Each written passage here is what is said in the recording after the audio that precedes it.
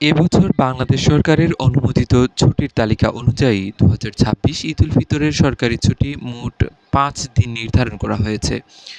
২১ March ঈদুল ফিতরের সম্ভাব্য তারিখ হিসাব করে সরকারিভাবে ১৯ মার্চ বৃহস্পতিবার থেকে সোমবার ২৩ মার্চ পর্যন্ত ঈদের ছুটি ঘোষণা করা হয়েছে। ২৭ রমজান শবে কদরের দিন সবসময় সরকারি ছুটি থাকে।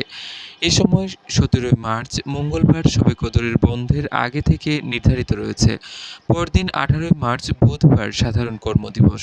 ১৯ মার্চ ২৯ রোজা থেকেই শুরু হচ্ছে ৫ দিনের ঈদের সরকারি ছুটি।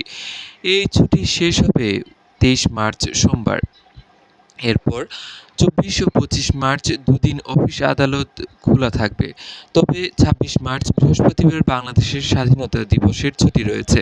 পরের দিন শুক্র ও শনিবার সাপ্তাহিক ছুটির দিন। সেই হিসেবে সরকারি চাকরিজীবীরা ২৪ ও ২৫ মার্চ ২ দিনের নৈমিত্তিক ছুটি নিলে ১৯ মার্চ থেকে ২৮ মার্চ পর্যন্ত টানা ১০ দিনের ছুটি কাটানোর সুযোগ পাবেন। আবার ১৮ মার্চ একদিনের বাড়তি ছুটি নিলে শবে কদর থেকেই এই ছুটি উপভোগ করার সুযোগ রয়েছে সরকারি চাকরিজীবীদের। সরকার ঘোষিত ছুটিতে বেসরকারি অনেক প্রতিষ্ঠানই বন্ধ থাকে। তবে এ ধরনের প্রতিষ্ঠানের ক্ষেত্রে সংশ্লিষ্ট প্রতিষ্ঠানের কর্তৃপক্ষই মূলত ছুটি নির্ধারণ করে থাকে। ছুটির বিষয়ে গত ১৯ ফেব্রুয়ারি সড়ক পরিবহন ও যোগাযোগ মন্ত্রী শেখ রবিউল আলম সাংবাদিকদের ব্রিফ করার সময় বলেন, ছুটি ছোট হয়ে গেলে চাপ নেওয়াটা অনেক কঠিন হয়ে যায়। গতবার ছুটি বড় ছিল, এতে সুবিধা পাওয়া গেছে।